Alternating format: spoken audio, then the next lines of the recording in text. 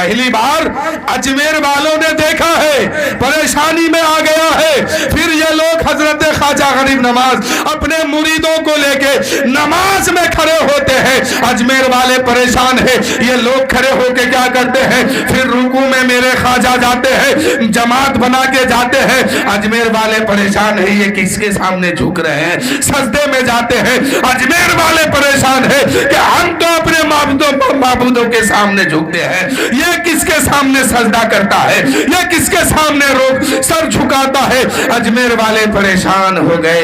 इसी में किसी ने कहा राजा पृथ्वीराज से, देखो एक फकीर आए हैं, उनका मामला ये है, उनका तरीका ये है, उनका ये मामला है। राजा पृथ्वीराज समझ गए कि मेरी सल्तनत को पलटने वाला कोई और नहीं है, यही फकीर है, इनको भगाया जाए। अब भगाने की तरकीब तो बहुत उसने किया है। पहले तरकीब क्या किया, कहा कि जहां वो लोग बैठे हैं वहां राजा के बैठने के, ऊंट के बैठने की जगह थी।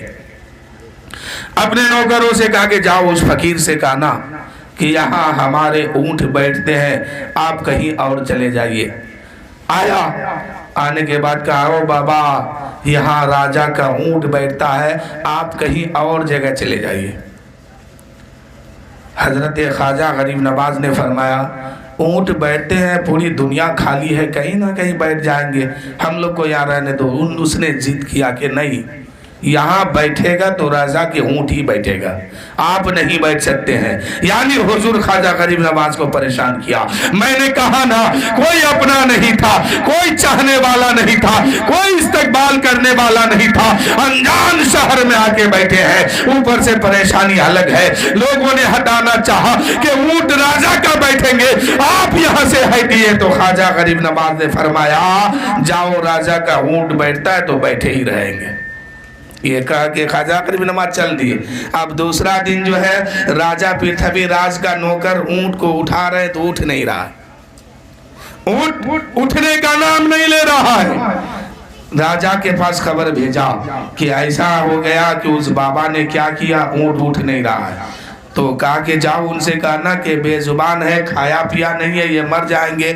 अल्लाह वाले जो है फकीर जो है वो बेजुबानों पर जो है रहम करते हैं, इसलिए आप भी रहम कीजिए। ख्वाजा गरीब नवाज ने फरमाया जाओ, जिसके हुक्म से ऊंट बैठा था उसी के हुक्म से उठ जाएगा। अब जो उठाना चाहा तो राजा का ऊंट उठ गया। अब फिर मामला क्या आया, पानी लेने नहीं देंगे।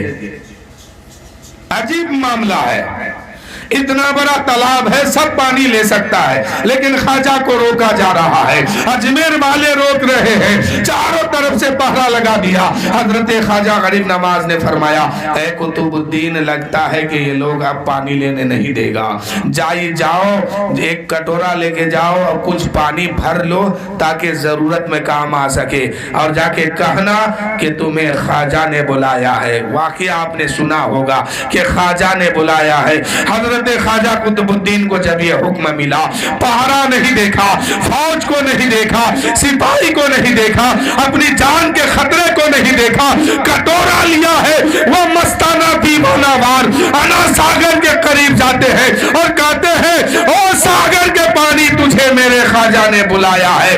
इतना कहना था कि तारीख में बात आती है, एक छोटे से कटोरे में पूरे तालाब का पानी आ गया, पूरे तालाब के पानी को समा लिया। अब लेके चले हैं, लोग परेशान हैं कि क्या हो गया, माजरा क्या है, मामला क्या है, मामला समझ में नहीं आता। आना सागर सूख गया है, मछलियां तड़प रही है, लोग जो दूर दूर से उसमें नहाने के लिए आया था, पानी पीने के लिए आया था, पानी लेने के लिए आया था, अब तो आना सागर सूखा है, पानी का एक